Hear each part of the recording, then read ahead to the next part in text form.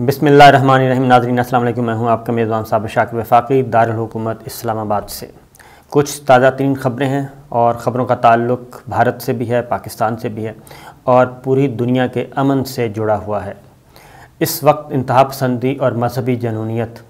ये सिर्फ़ एक ही एंगल से पूरी दुनिया इसको दिखाती रही। पिछले ख़ास तौर पे 9/11 के बाद 20 साल 2 दिहाइयाँ एक ही काम चलता रहा कि मुसलमान दहशतगर्द है, इस्लामोफोबिया का सब शिकार हो गए और अब इस्लामोफोबिया के ख़िलाफ़ आवाज़ उठना शुरू हो गई और उन्हीं रियासतों से आवाज़ उठ रही है जो सबसे आगे बढ़ कर इसको फ़रोग़ दे रहे थे। उसकी रीज़न ये है कि मजहबी जनूनियत और इंतहा पसंदी और उसके आगे फिर दहशतगर्दी। इसका कोई मज़हब नहीं होता और ये नहीं हो सकता कि आप सोसाइटी के एक तबके को या दुनिया के एक मज़हब को आप मिलाइन करना शुरू कर दें और उसके बाद पूरी दुनिया को, दीगर तमाम मज़ाहब को एक मज़हब के ख़िलाफ़ सबको जत्थेबंदियाँ करके उनके ख़िलाफ़ उभारें, उनके जज्बात मुश्तिर करें, उनके ज़हन मुसख्खर करें और जब वो फ़सल तैयार हो जाए तो ये पॉसिबल नहीं है कि वो फ़सल जो है वो रंग ना दिखाए। तो यही सब कुछ हो रहा है इस वक्त भारत में और अब दुनिया की आंखें खुल चुकी हैं। इलेक्शन हो रहे हैं, 2-3 चीज़ें मैं आपसे शेयर करता हूँ। इलेक्शन हो रहा है उत्तर प्रदेश में। ये भारत की सबसे बड़ी रियासत है, सबसे बड़ा सूबा है, वहाँ पे सूबे को रियासत बोलते हैं। इंतखाबात हो रहे हैं और यहाँ के जो वज़ीर आला हैं वो हैं योगी आदित्यनाथ और ये इंतहाई दर्जे के मजहबी और एक मंदिर के हेड पुजारी थे बुनियादी तौर पे, और मंदिर के हेड पुजारी के होते हुए फिर ये पॉलिटिक्स में आए और बीजेपी और आरएसएस होते हुए ये वज़ीर आला बन गए। अब अगर यहाँ पे पूरी दुनिया को, ख़ास तौर पे मैं मगरबी दुनिया जो कि अपने आप को मॉडरेट कहती है, जिद्दत पसंद कहलाती है, रोशन ख़याल कहती है, उनको इनके हेड पुजारी को के वज़ीर आला बनने पे और वो भी सबसे बड़े सूबे पे कोई एतराज़ नहीं। और वहाँ पे जो जो इक़दामात इन्होंने बतौर वज़ीर आला किए वो सब के सब एक ही तरह के थे कि सिर्फ़ हिंदुओं को तहफ़्फ़ुज़ देना है और बाकी गैर हिंदुओं का कीमा करना है, कबाड़ा करना है। इनके जो मुक़द्दर में जो चीज़ें हैं वो ज़रा पहले सुन लें, उनके क्रेडिट पे क्या क्या चीज़ें हैं। इनके क्रेडिट पे जी के बैनुल मज़हब शादियों की इन्होंने पाबंदी लगाई और बैनुल मज़हब शादियों से मुराद ये है कि हिंदू ख़वातीन का मुसलमान मर्दों से शादी ये नाजायज़ है, गैर कानूनी है, लिहाजा इसकी रोकथाम के लिए उन्होंने बाकायदा तौर पे क्रिमिनल फ़ौजदारी मुक़दमात और फ़ौजदारी क़वानीन में तब्दीलियाँ की, यानी कि वो एक फ़ौजदारी सज़ा के तौर पे उसको लिया जाता है, जुर्म समझा जाता है, उसको रोका।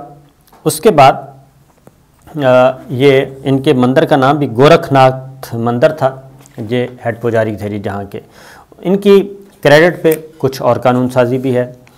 और इन्होंने फिर एक हिंदू तंजीम भी बनाई और फिर गाय का तहफ़्फ़ुज़ और एक और स्लोगन और एक प्रोजेक्ट शुरू किया और वो मैनिफेस्टो के तौर पे घर वापसी का एक स्लोगन ईजाद किया। और घर वापसी से मुराद क्या है? घर वापसी से मुराद है कि ज़्यादा से ज़्यादा जो गैर हिंदू हैं उनको मज़हब तब्दील करके हिंदूइज़्म में लाया जाए वापस और उनको हिंदू मत का दर्स दिया जाए और उसमें आए। तो तब्दीली मज़हब, कोई और मज़हब तब्दील हो तो वह जुर्म है। अगर ये घर वापसी वाला तसव्वुर इस कानून के तहत कोई होता है तो फिर जुर्म नहीं है, यानी कोई भी हिंदू जो है वो अपना मज़हब नहीं छोड़ सकता, वो जुर्म है। और कोई भी गैर हिंदू वापस मज़हब तब्दील करेगा तो उसको घर वापसी का नाम दिया कि ये अपने असल घर में वापस आ गए। इसी तरह एक और इन्होंने शुरू किया और वो था लव जिहाद। ये भी कानून साजी उधर हुई और लव जिहाद से मुराद ये थी कि मुसलमान मर्दों से ख़वातीन की, हिंदू ख़वातीन की शादियाँ, और लव जिहाद से मुराद है जो उधर कहा गया कि ये बुनियादी तौर पे सिर्फ़ इसलिए शादी नहीं करते मुसलमान हिंदू ख़वातीन से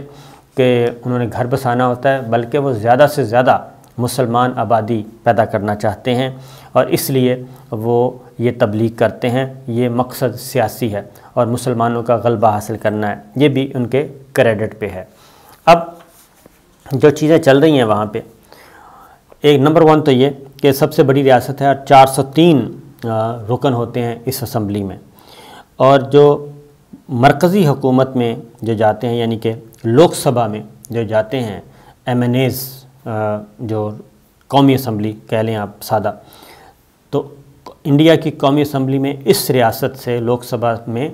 15% ارکان جاتے ہیں، یعنی 100 میں سے 15 ارکان، اور 400 کی پارلیمنٹ ہے تو 60 ارکان یہاں سے جاتے ہیں۔ اور یہ جو اس ریاست اتر پردیش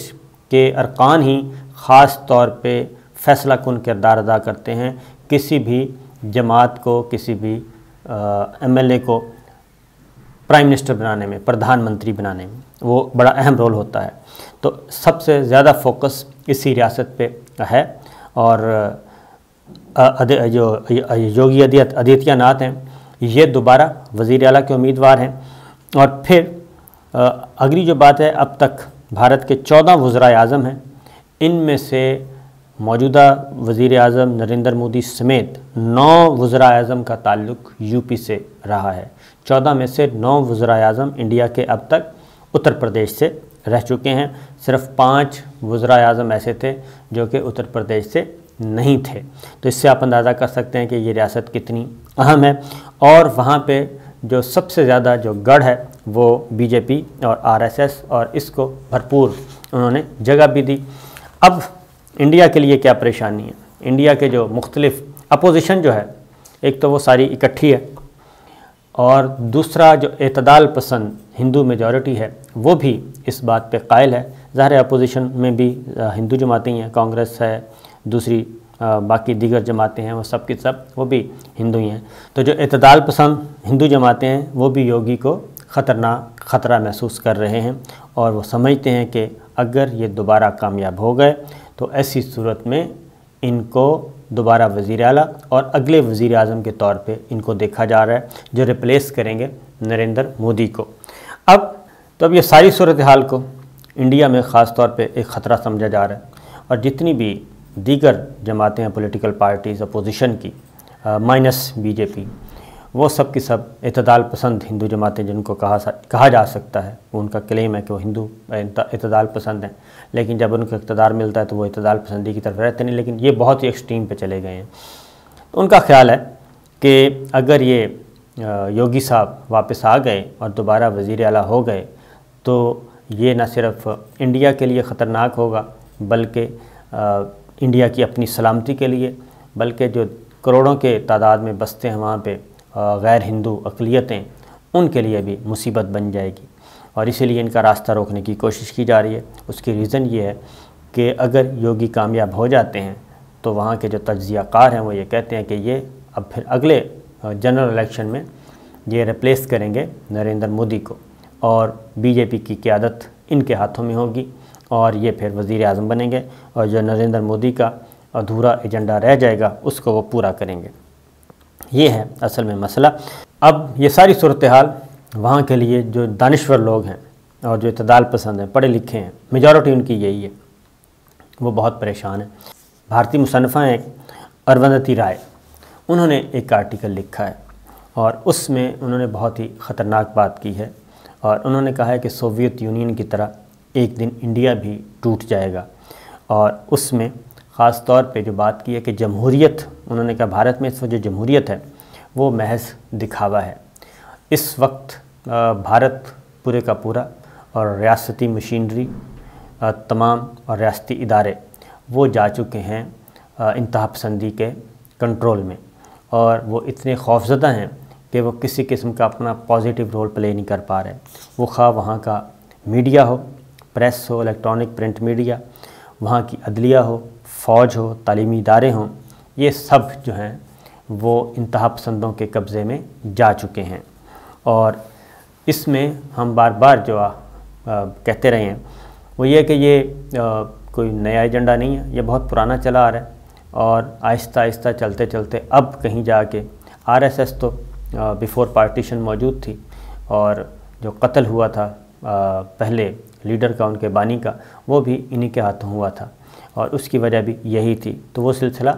چلتے چلتے اب تک یہاں پہنچا ہے کہ ان کو کامیابی حاصل ہوئی ہے، اور نریندر مودی اور اب یوگی جو ہیں وہ تیار ہو رہے ہیں۔ یہ جو بھارتی مصنفہ ہیں وہ کہتے ہیں جی مودی خود بھی انہی تنظیموں کا حصہ ہیں، اور وزیر اعظم کا اختیارات وہ کہتے ہیں کہ بہت زیادہ ناجائز استعمال ہو رہا ہے، اور یہ اگر اسی طرح چلتا رہا تو یوگوسلاویہ اور سوویت یونین کی طرح بھارت کو ٹوٹنے سے کوئی نہیں بچا سکے گا۔ اور اسی طریقے سے ان کا ایک انٹرویو باقاعدہ طور پہ نشر ہوا ہے، اور اس انٹرویو میں انہوں نے یہ واضح طور پہ کہا کہ RSS بھارت کو ہندو ریاست سمجھتی ہے، اور اس وقت جو ہم بہت پہلے سے کہتے آ رہے ہیں وہ بات بھارتی مصنفہ نے بھی کہہ دی کہ اس وقت جو مکمل طور پہ جو کام ہو رہا ہے، جو ٹارگٹ ہے، مینیفیسٹو ہے، وہ یہ ہے کہ ہندوستان صرف ہندوؤں کا، باقی سب کو یہاں سے فارغ کیا جائے۔ یہ بہت زیادہ محرومی ہے، کیونکہ ہندوؤں کا خیال ہے، اور خاص طور پہ جو انتہا پسند کہلاتے ہیں ان کا یہ خیال ہے کہ پوری دنیا میں اتنی زیادہ آبادی کسی ایک خطے میں ہندوؤں کے علاوہ نہیں ہے، اور مسلمانوں کے کئی ملک ہیں جہاں مسلمان ریاستیں کہلاتی ہیں، عیسائیوں کے بہت سارے ملک ہیں، سارا مغرب اور یورپ بھرا پڑا ہے، وہ عیسائی ممالک ہیں۔ اسی طریقے سے اسرائیل یہودی ریاست ہے، وہاں پہ ان کا اقتدار ہے، تو پھر بھارت اتنی بڑی میجورٹی ہے ہندوؤں کی، تو وہ کیوں نہیں پھر ہندو ریاست ہو سکتی؟ تو یہ وہاں کا ایک چلتا آ رہا ہے۔ لیکن بھارتی جو دانشور ہیں، بھارت کا اعتدال پسند طبقہ ہے، اور جو بنیادی فاؤنڈیشن ہے بھارت کے کانسٹیٹیوشن کی، اس کے اگینسٹ یہ جا رہے ہیں، اور اس کے برعکس، اور اس کی وجہ سے اب جو ہے بھارتی عدلیہ وہ بھی جب بھی کوئی معاملہ اس طرح آتا ہے ہندو بمقابلہ غیر ہندو، تو وہ ہندوؤں کی طرف جاتی ہیں عدالتیں بھی۔ تو یہ ساری چیزیں چل رہی ہیں۔ اسی طریقے سے یہ حجاب کا معاملہ آیا، اس میں بھی شہریت امینڈمنٹ ایکٹ آیا، اس میں بھی یہی کچھ ہوا، ایون یہ کرونا آیا، اس میں بھی یہ سب کچھ ہوا۔ تو وہاں پہ اب انصاف نام کی کوئی چیز وہ کہتے ہیں نہیں ہے۔ اسی لیے انہوں نے کہا ہے کہ بھارت جو ہے وہ اپنی بنیاد سے ہٹ چکا ہے۔ یہ بھارتی مصنفہ، دانشور، انٹلیکچوئل کہہ رہی ہیں، اروندھتی رائے، وہ کہتے ہیں کہ بھارت جو ہے وہ اپنے اصل کی طرف سے اس کو ہٹایا جا رہا ہے، اور یہ فاشسٹ ریاست کی طرف چل پڑا ہے۔ اور اگر یہ معاملے، اور حجاب کا انہوں نے مسئلہ، حجاب کی مثال دی کہ حجاب کے معاملے میں بھارتی عدلیہ کو ایک جاندار رول ادا کرنا چاہیے تھا، اور بھارت کو بچانا چاہیے تھا، لیکن بھارتی عدالتیں جو ہیں وہ بھی اب ان کے زیر اثر آ چکی ہیں، وہ بھی ایسی کسی چیز کو ہاتھ لگاتے ہوئے ڈرتی ہیں۔ اگلی بات جو انہوں نے کی وہ کہتے ہیں جمہوری ادارے ہیں، چاہے میڈیا ہے، عدالتیں ہیں، انٹیلیجنس ادارے ہیں، فوج ہے، تعلیمی ادارے ہیں، سب کے سب وہاں پہ ہندو قوم پرستی جو ہے وہ سرایت کر چکی ہے، اور یہ تو طے شدہ ہے کہ اگلا 20-25 سالوں میں تمام اداروں سے جو غیر ہندو ہیں ان کو انہوں نے ریپلیس کرنا ہے آہستہ آہستہ۔ جو نئی ریکروٹمنٹ ہو رہی ہے، خاص طور پہ جس کو ہم اسٹیبلشمنٹ کہتے ہیں، ملٹری اسٹیبلشمنٹ، انٹیلیجنس ایجنسیز، وہاں سے یہ غیر ہندوؤں کو آہستہ آہستہ ریپلیس کر رہے ہیں۔ اگر کوئی رہ بھی گیا تو وہ کیا کہنا چاہیے، ڈمی ہوگا، اور